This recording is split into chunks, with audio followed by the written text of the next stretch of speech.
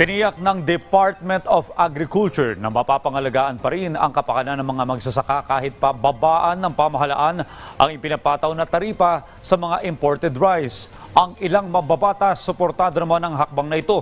Si Melales Mora sa detalye.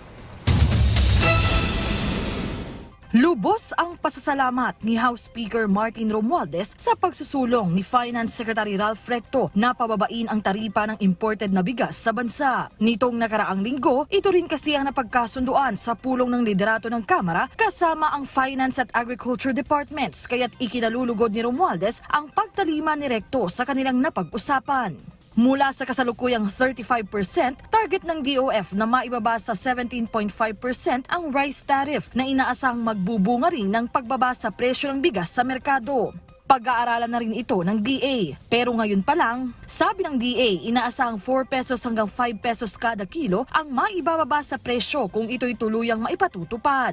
Ang ilang grupo naman, umaalma na agad dahil baka naman local producers ang maagrabyado rito. Pagtitiyak naman ng DA, kung sakaling maibaba ang rice tariff, hindi naman masyadong maapektuhan ang mga magsasaka dahil papasok lang ang imported rice tuwing lean months. Sabi rin ni Speaker Romualdez, kahit bawasan ng taripa, hindi maapektuhan ang Rice Competitiveness Enhancement Fund o RCEF na ayuda ng gobyerno sa mga magsasaka. Isa lang naman kasi anya ang layunin ng pamahalaan at yan ay mapababa ang presyo ng pagkain habang pinoprotektahan din ang mga local farmer at producers. Si Agri-Party List Representative Wilbert Lee naman, bagamat suportado ang panibagong plano ng gobyerno, may iba ring mungkahi. Temporary measures ito, sa tingin ko, ang kailangan pa rin talaga natin yung pagpapataas ng local production, on time na pagdating ng ayuda, pagpapalakas po ng ating mga post-harvest facilities, yung pong dagdagan yung post-harvest budget, yung pong pagtatayo ng ating mga kadiwa para po sa kanilang market linkages, at yung pagdating ng on time ng mga ayuda, no, yun po yung talagang dapat natin gawin. At ngayong tag-ulan, muling iginiit ni Lee na mas mainam kung may hiwalay na kagawaran na ring tututok sa pangasiwa ng tubig sa bansa.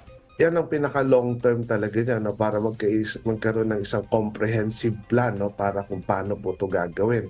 Of course, yung short term natin dyan, yung sinasabi ko, yung quick response fund sana, no, dapat nandyan na yan. No. Sa pagbabalik sesyon ng Kongreso sa Hulyo, inaasang matatalakay rin ang iba pang isyong pang-agrikultura sa bansa. Sa ilalim ng kanilang oversight function, tinitiyak ng mga mambabatas na patuloy nilang babantayan ang hakbang ng bawat ahensya ng pamahalaan para matiyak na ito ay para sa kabutihan ng bawat mamamayan. Melales Moras para sa Pambansang TV sa Bagong Pilipinas.